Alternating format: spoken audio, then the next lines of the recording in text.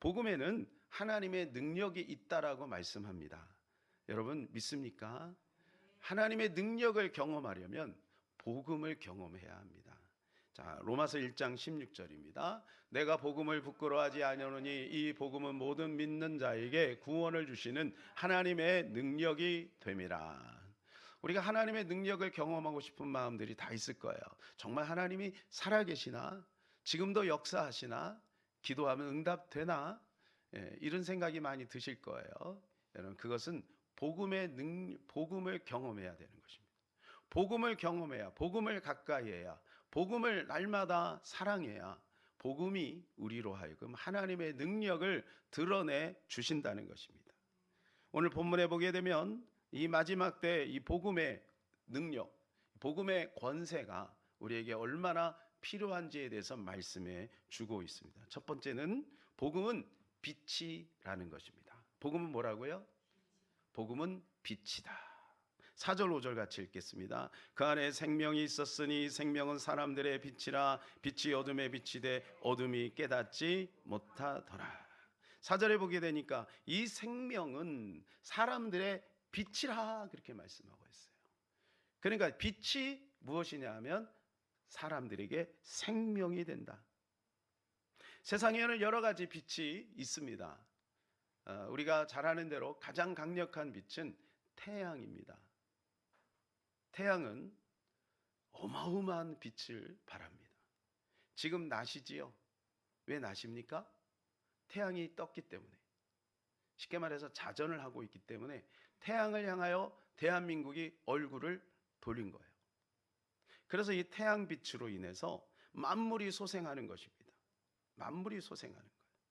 그래서 해바라기는요 어떻게 해요? 늘 태양을 향해서 얼굴을 들지요. 모든 만물이 태양 때문에 존재하는 거죠. 생명력은 어디서 오느냐? 이 빛으로부터 오는 것이죠. 가장 작은 빛은 반딧불이죠. 그래서 옛날에 우리 등불이 없을 때 가난한 때는요 이 선비들이 반딧불을 모아가지고 그거를 비춰가면서 공부를 했다는 거 아니겠어요? 그러나 오늘 비치는 빛은 그러한 빛이 아닙니다. 오늘 비치는 빛은 생명의 빛입니다. 4절에 보니까 그게 빛이 뭐냐? 사람의 빛이래. 쉽게 말해서 그 사람에게는 태양빛도 필요하고 반딧불도 필요하지만 아쉬울 때 그러나 무엇보다도 이 생명의 빛이 필요하다는 것이죠. 이 빛은 어떤 빛이고 언제 시작이 되었는가? 이것은 창세기에서부터 시작이 됐습니다. 창세기 1장 3절에 보면 이렇게 말씀해 주고 하나님이 이르시되 빛이 있으라 하시니 빛이 있었고 그랬어요. 이 빛은 어떤 빛일까요? 이 빛은 태양빛이 아닙니다. 왜냐하면 태양은 넷째 날 만들어졌기 때문에 그래요.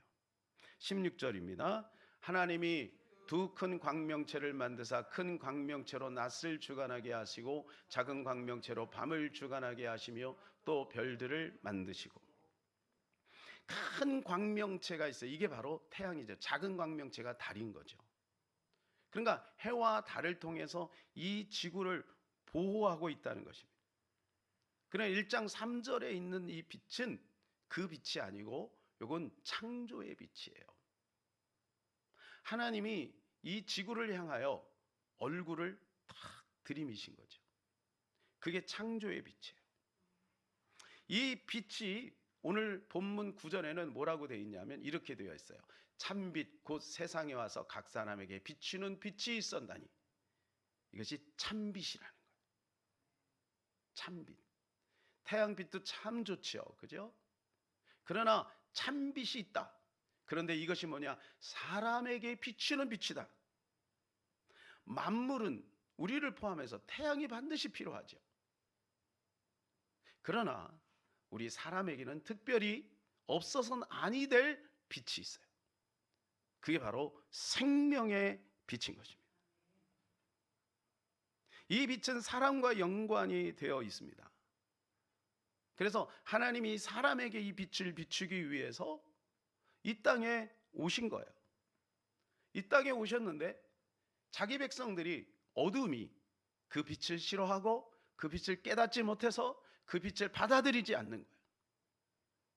태양은 골고루 비치지만 저 지하 저 밑에 동굴 속에 갇혀 있는 사람은 이 태양이 아무런 영향을 끼칠 수가 없는 거예요. 오늘도 생명의 빛이 우리에게 비춰지지만 그 생명의 빛을 받아들이는 자만이 생명을 얻게 될 줄로 믿습니다.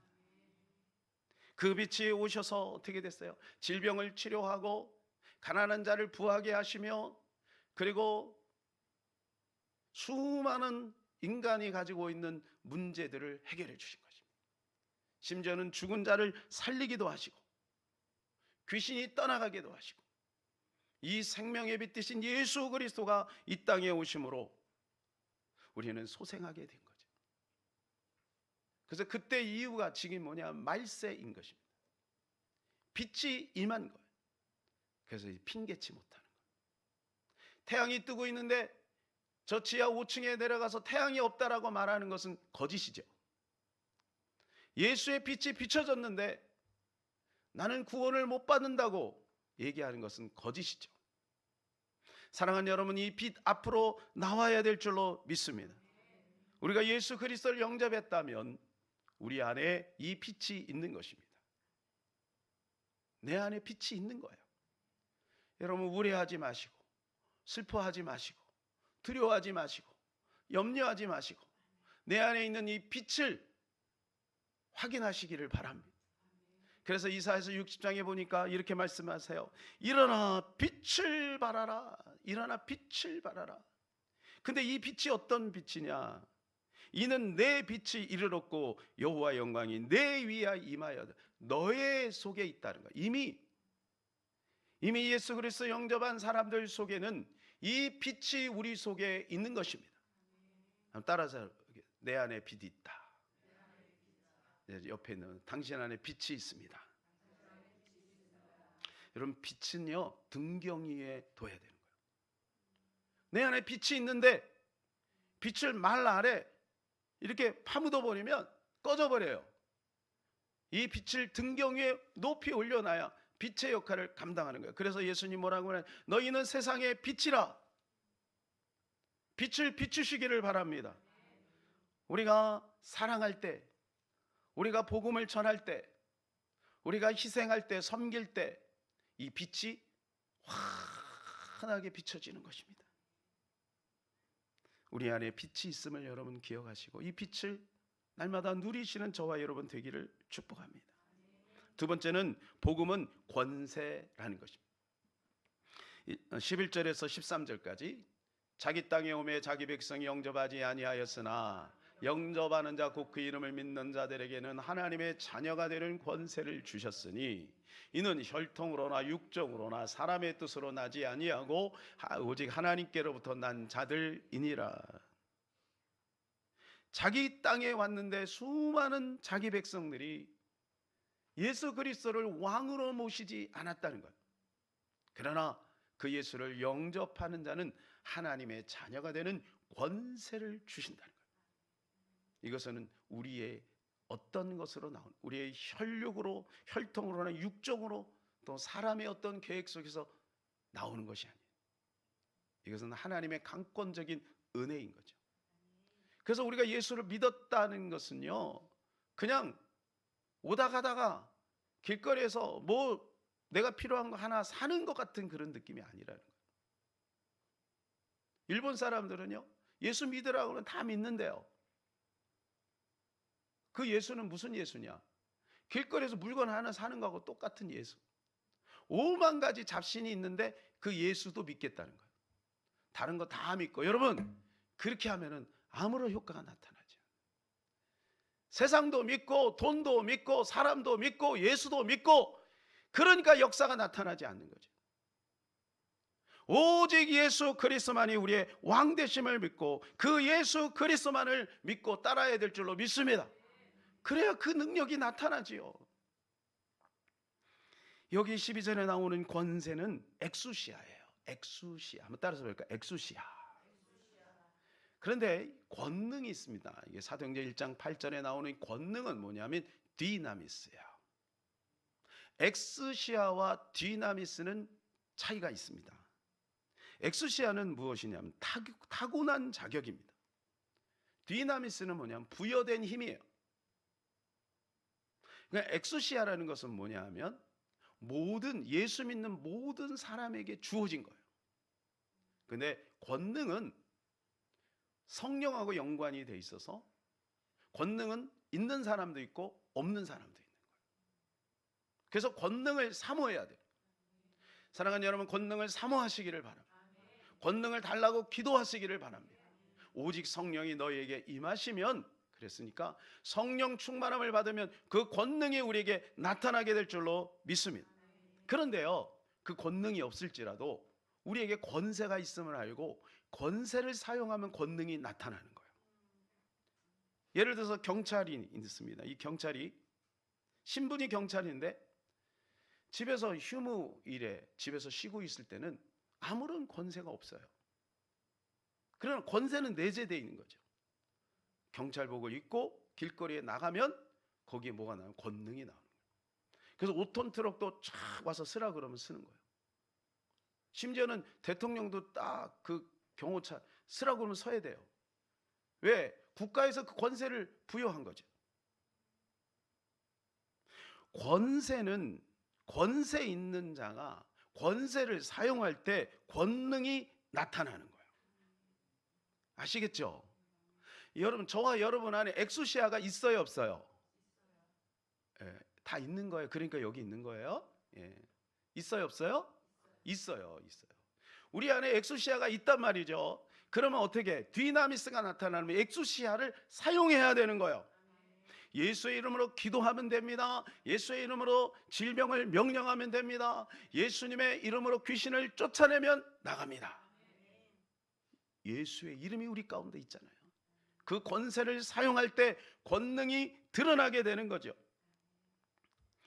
그러니까 경찰이 집에 있을 때 아이들은 자기 아들하고 놀 때는 그냥 평범한 아저씨예요. 그러나 사건이 딱 벌어져 가지고 막 나가서 경찰복을 입고 아니면은 자기 안에 내가 경찰이지 라고 하는 것을 인식하고 그 사건 현장에 딱 들어가면 권능이 딱 있는 거예요. 권능이. 그러니까 이 권세가 내 안에 있음을 인지하는 것이 중요합니다. 마귀는 너 같은 자가 무슨 권세가 있어 그렇게 속이는데, 속지 마세요 여러분. 마귀는 속이는 거예요. 너는 몸이 아픈데? 속지 마세요. 너는 어린데? 너는 여잔데? 너는 기도도 안 되는데? 속지 마세요. 우리 안에 권세가 있습니다. 하나님이 우리에게 부여하신 권세가 있어요. 그래서 이 권세를 사용하면 되는 겁니다. 사용하면 되는 거예요. 로마서 1장 16절입니다. 내가 복음을 부끄러워하지 아니하노니 복음은 모든 믿는 자에게 구원을 주시는 하나님의 능력이 됨이라 그랬어요. 여기 하나님의 능력이 디나미스예요.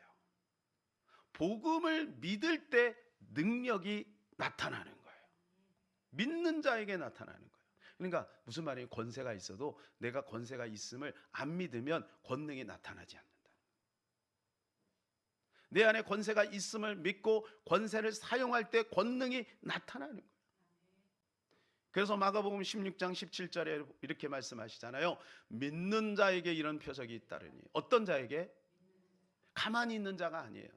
권세가 있음을 믿는 거예요. 내 안에 예수가 있음을 믿는 거예요. 그러한 자에게 표적이 능력인 거죠. 이게 디나미스예요. 이게 나타나는 거죠. 왜 우리가 예수 믿는 사람이 힘이 없습니까? 직장에 가서도 세상의 도리로 살아가는 거예요. 세상의 방법으로 살아가는 거예요. 우리 안에 예수의 이름이 있어요. 나를 괴롭히는 자를 예수님으로 묶으시기를 바랍니다. 그 사람에게 끌려다니냐고요.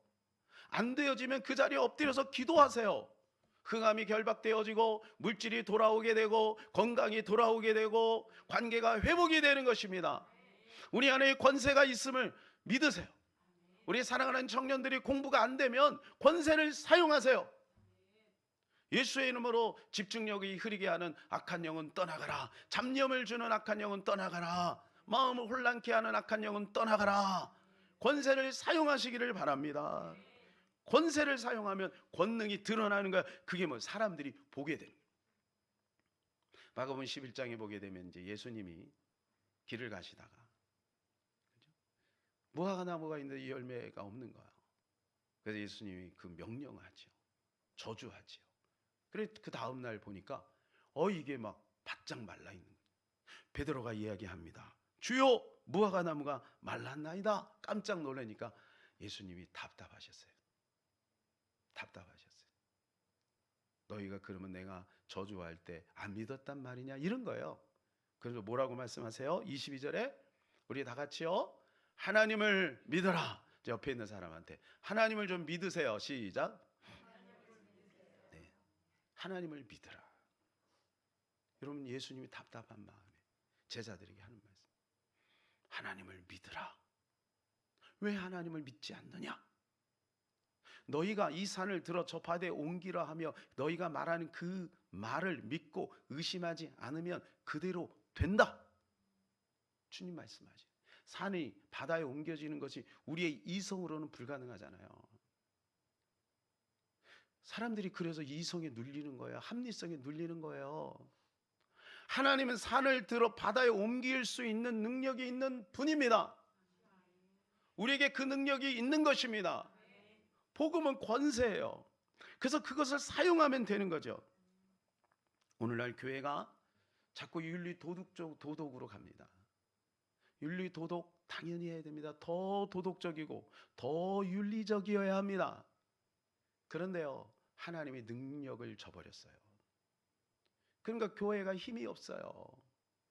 하나님의 능력이 막 나타나고 귀신이 떠나가고 질병이 치료되면 그것을 터부시하고 그것을 도외시하고 그것을 세상의 잣대로, 세상의 프레임 속에서 그런 것은 소용없어, 그런 것보다도 너희가 윤리도덕적으로 깨끗해야 돼. 물론 그렇습니다. 윤리도덕적으로 깨끗해야 됩니다. 그러나 치우치면 안 되는 거예요.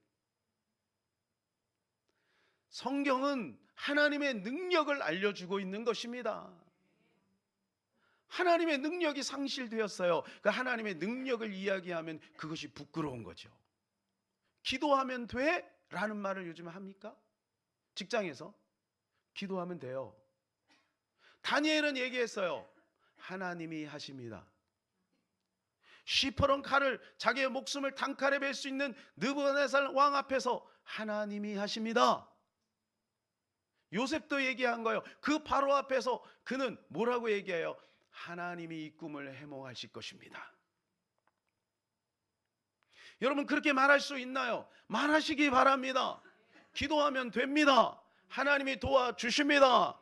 우리에게 그 능력이 있잖아요. 그래서 성경은 우리에게 말씀하고 있어요. 요한복음 14장 12절에 내가 진실로 진실로 너희에게 이르노니 나를 믿는 자, 어떤 자는?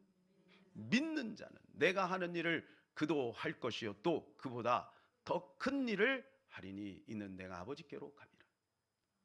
더 큰 일을 할 수가 있는, 주님 말씀하신 거예요. 너는 나보다 더 큰 일을 할 수 있다. 왜? 성령이 우리 가운데 함께 하시기 때문에. 본인의 능력이 부족하니까 이 부분을 다루지 않는 거죠. 많은 목사님들이 본인이 그 능력이 나타나지 않으니까 그것을 도외시하는 거예요. 그러니까 본인이 방언을 안 하면 방언을 못하게 하는 거예요. 본인에게 귀신을 쫓아낼 수 있는 능력이 없고 질병을 치료할 수 있는 능력이 없으면 교회에서 그런 것을 금하는 거예요. 그리고 요즘에 어떻게 해요? 기독교 채널에서 굉장히 사색적이고 책 이야기를 하고 막 묵상하고 큐티하고 뭐 이런 것들만, 그런 목사님들을 모시면, 여러분 혹시 기독교 방송에서 귀신 쫓아내고 그런 거 봤어요? 세상 프레임에 갇혀버린 거예요. 예수님은 오늘 가는 곳마다 귀신을 쫓아내고 질병을 치료하고 심지어는 죽은 자를 살리고 불가능을 가능케 하시고 하나님의 창조의 빛으로 역사하시는데 세상의 프레임 속에 딱 갇혀버린 거죠.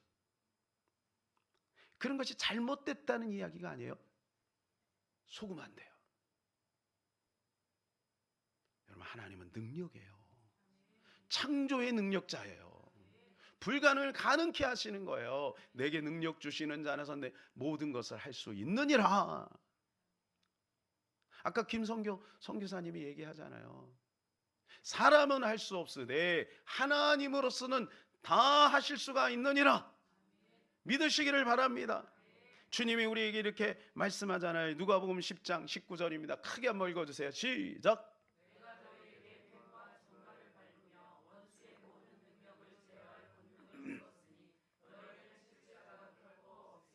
아멘. 아멘입니까? 뱀과 전갈을 밟으며 원수의 모든 능력을 제어할 권능을 우리에게 허락해 주셨다는 거예요. 저와 여러분 안에 그게 있습니다. 우울함과 세상의 수많은 것들로 눌리지 마세요.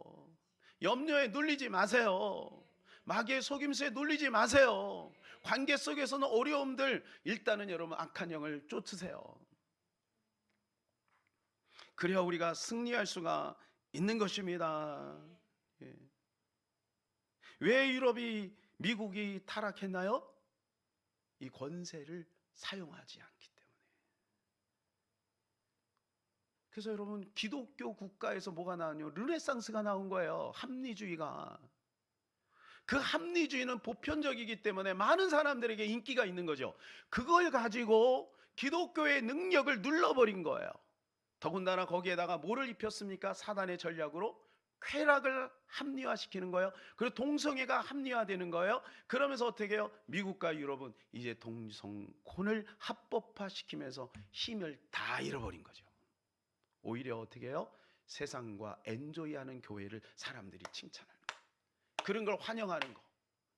이미 대세는 끝났어요. 어떤 교회에서 그런 거 얘기하더라고.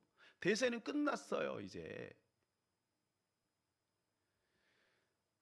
여러분 그렇게 하니까 교회에 힘이 없는 거예요. 그러니까 어때요? 그 교회 메시지를 가만히 들어보세요. 굉장히 사색적이고 윤리 도덕적인 거예요. 인격적인 것만 설명하는 거예요. 근데 사람들이 거기에 현혹이 되고 있는 거예요. 여러분 속지 마세요. 여러분 그것이 잘못됐다는 것이 아니에요. 그러나 하나님을 그렇게 낮춰버리면 안 되는 거예요.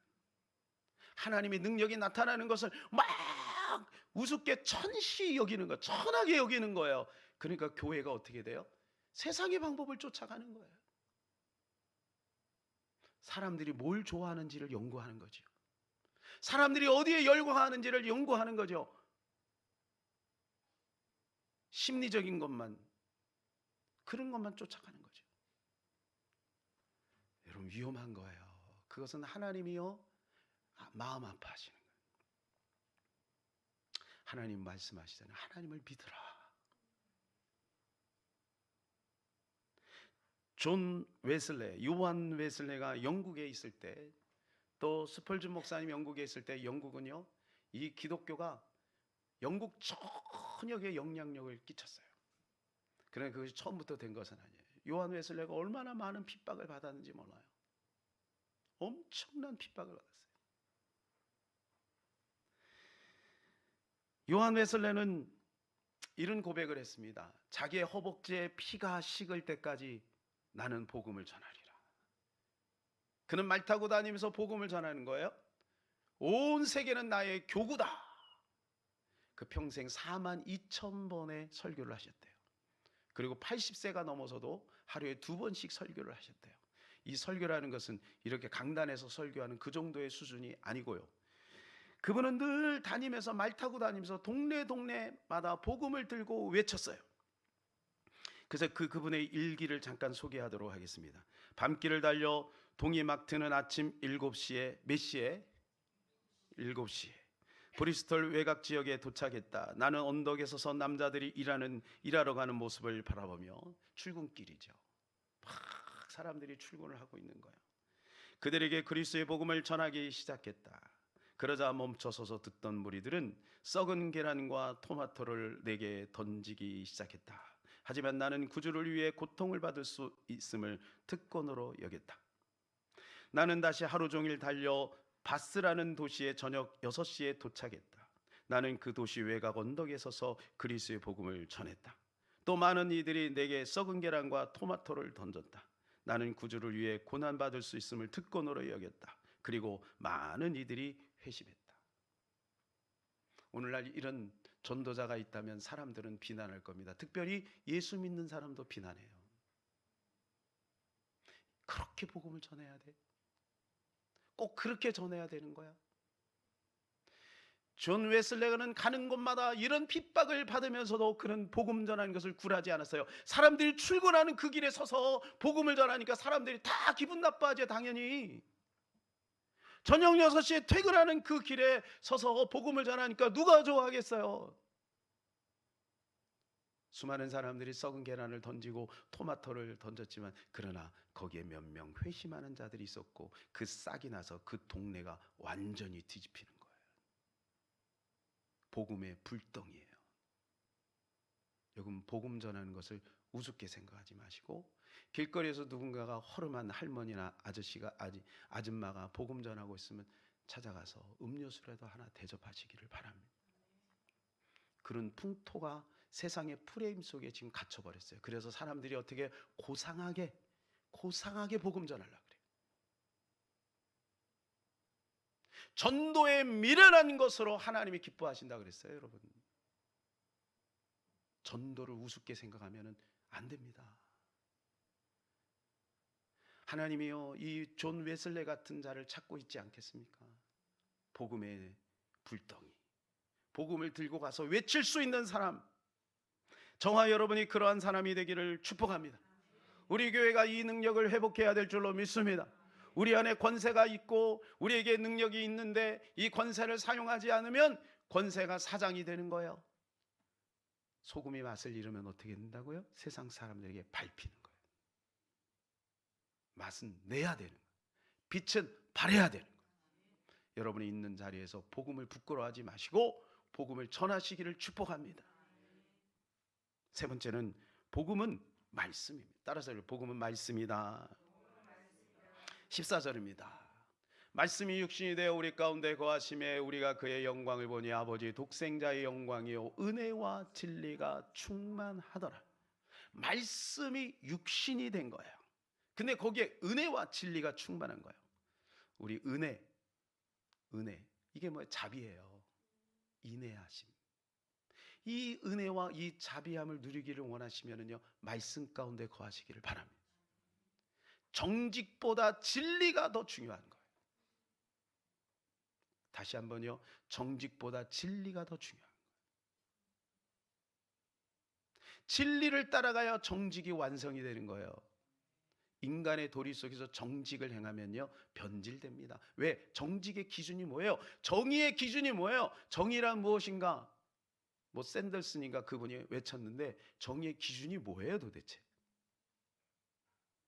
정의의 기준이 시대마다 다르고 사람마다 다르고 상황마다 다른 거예요.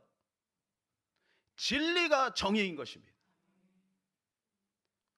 정의란 무엇인가? 그래 사람들이 젊은이들이 쫓아가고 난리. 성경에서 이미 진리를 들었잖아요. 그게 정의인 것입니다. 진리를 쫓아가야 되죠. 이 말씀이 언제부터 있었습니까? 1절에 이렇게 말씀해 주고 있죠. 태초에 말씀이 계시니라. 말씀이 계셨다가 이 말씀이 육신이 돼서 이 땅에 오신 거죠. 2000년 전에 역사 속으로 지구 안에 인간의 몸을 입고 예수가 들어오신 거예요. 그래서 그분이 이제 말씀하기 시작하는 거예요.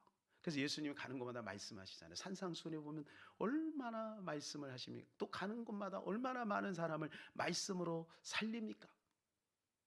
그래서 오늘 우리가 예수를 만나고 예수의 능력을 경험하려면 말씀의 가운데 있어야 돼요. 말씀을 한 번도 읽지도 않고 말씀을 뉴스보다 더 천시 여기면서 어떻게 하나님의 능력을 나타낼 수 있겠어요? 하나님이 안 믿어지는 거죠. 세상의 정보 속에 쭉 빠져 있는데 어떻게 하나님 믿어지겠어요? 여러분, 이게요 미혹의 영이에요. 마귀가 미혹의 영으로 세상의 재미와 유튜브와 그리고 세상의 것들로 인해서 혼미케 하는 거예요. 그래서 말씀의 빛이 비춰지게 못하게 하는 거죠. 그래서 우리가 어떻게 해야 되냐면 말씀을 자꾸 읽어야 돼요. 말씀을 가까이 해야 돼요. 그래야 우리가 승리할 수 있어요. 사랑하는 여러분, 말씀을 읽으시고 들으시고 외치시고 적용하시기를 바랍니다. 이게 다윗인 거예요. 그 어려운 시대에도 다윗이 이길 수 있었고 승리할 수 있었고 결국 왕이 될 수 있었던 것은 그는 하나님의 말씀을 사모한 거죠. 그래서 우리는 자꾸 말씀을 먹어야 됩니다. 우리의 싸움은 혈과 육에 대한 싸움이 아니고 악한 영들과의 싸움이라 그랬어요. 우리가 생활로 딱 나가면 그때부터 마귀가요, 우리를 어떻게 넘어뜨릴까 씨름하고 있는 거예요. 씨름. 근데 씨름판에 나가는데 쫄쫄 굶고 빈속에 나가서 어떻게 씨름해서 이길 수 있겠어요? 말씀을 먹어서 말씀으로 배불리 우리의 영혼의 배를 꽉 채워야만 우리가 씨름할 때 힘이 나잖아요. 마귀가 아내 속에 들어갔다, 남편 속에 들어갔다, 시누이 속에 들어갔다, 어떤 사람 직장 동료 속에 들어갔다 나갔다 하면서 우리를 막 뒤 흔들잖아. 그런데 말씀이 없으니까 어떻게 돼요? 팡팡 넘어지는 거예요. 여러분, 말씀을 붙드시기를 바랍니다. 말씀을 읽으시기를 바랍니다. 말씀을 먹으시기를 바랍니다. 말씀을 외치시기를 바랍니다. 그때 하나님의 능력이 나타나는 거예요. 그래서 마귀를 이길 때 예수님 뭐 가지고 이겼어요? 네, 말씀 가지고. 말씀이 있어야 되는 거예요. 존 버년의 철로역정을 보게 되면 존 버년이 의심의 성에 이제 갇힙니다. 절망의 거인에게 묶여서 의심의 성에 갇힙니다. 어느 날 길을 가다가 어떤 목초지가 딱 보이는데 너무 좋게 보는 그 곁길로 가는 거예요. 그 길로 가면 곧장 가야 되는데, 천성길로 가야 되는데 그 길이 너무 좋게 보이는. 그래서 그쪽으로 쭉 가다 보니까 어떤 사람을 만나서 물어봅니다. 이것이 새 예루살렘으로 가는 길입니까? 물어보니까 그 사람이 예, 맞습니다. 사람의 말을 따라간 거죠.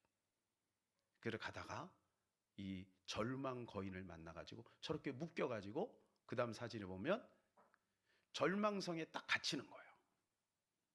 저게 이제 딱 갇히고 있는데 그 안에 깊은 곳에 아주 쾌쾌한 냄새가 나고 어둡고 음습한 그곳에 이 크리스찬이 갇혀요. 수요일날 갇혀서 막 거기서 시달리고 그리고 고통을 당하다가 토요일날 저녁부터 이제 기도하기 시작합니다. 밤새 기도해서 주일날 아침이 딱 됐는데 깨달음이었어요. 아, 자기 호주머니에 언약의 말씀의 키가 있음을 알게 된 거예요. 그래서 그것을 탁 들어서 감옥을 착 여니까 척척척 열려서 해방이 되는 거예요. 말씀을 깨닫는 것이 능력인 줄로 믿습니다. 이제 말씀 뵙겠습니다. 복음은 빛이에요. 복음에는 권세가 있어요. 복음은 말씀이에요. 사랑하는 여러분, 이 마지막 때 우리가 승리할 수 있는 길, 그것은 복음과 가까이 해야 되는 거예요. 복음은 예수 그리스도며 그 예수 그리스도가 오늘 빛으로, 권세로, 말씀으로 함께하고 있음을 기억하시며 날마다 주 안에서 승리하는 저와 여러분 되시기를 주님의 이름으로 축복합니다.